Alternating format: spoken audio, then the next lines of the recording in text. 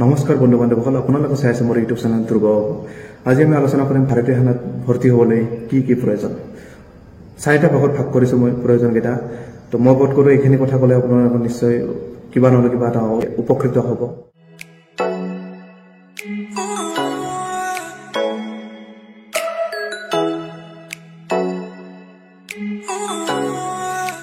প্ৰথম পইণ্টটো হ'ল আমাৰ মনোবল আৰু ধৈৰ্য শক্তি। যদি তোমাৰ ধৈৰ্য শক্তি আৰু মনোবল আছে তেতিয়া তুমি এজন সৈনিক হ'ব পাৰিবা। দ্বিতীয় পইণ্টটো হ'ল ফিজিকেল। এজন আমি সৈনিক হ'বলৈ হ'লে আমাক ফিজিকেলি বহুত ষ্ট্ৰং হ'ব লাগিব। তেতিয়া আমি এজন সৈনিক হৈ কিনে 11 মাহ আমি ট্ৰেইনিং কৰিব পাৰিম। গতিকে ফিজিকেলৰ ওপৰত ধ্যান দিয়ক। গতিকে আমাৰ দ্বিতীয়টো পইণ্ট হ'ল ফিজিকেল। তৃতীয়টো পইণ্ট হ'ল আমাৰ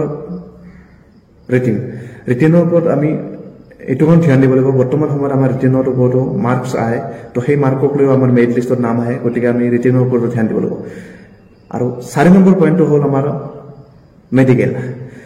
মেডিকেলক মই দুটা ভাগত ভাগ কৰাইছোঁ।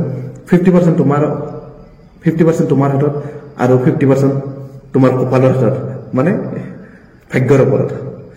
যদিহে তোমাৰ 50%টো কেনেকৈ হয়, যদিহে তোমাৰ কিবা শৰীৰত বেমাৰ আছে, মানে কি হাই প্ৰেছাৰ, ল' প্ৰেছাৰ, অভাৰ ৱেট, চকুৰ কিবা প্ৰব্লেম, দাঁতৰ কিবা প্ৰব্লেম, নাকৰ কিবা প্ৰব্লেম, কাণৰ কিবা প্ৰব্লেম, তো সেইবিলাক আমি নিজে ঠিক কৰিব পাৰিম। মানে কি ডক্টৰৰ ওচৰত যাই সেইখিনি ঠিক কৰিব পাৰিম।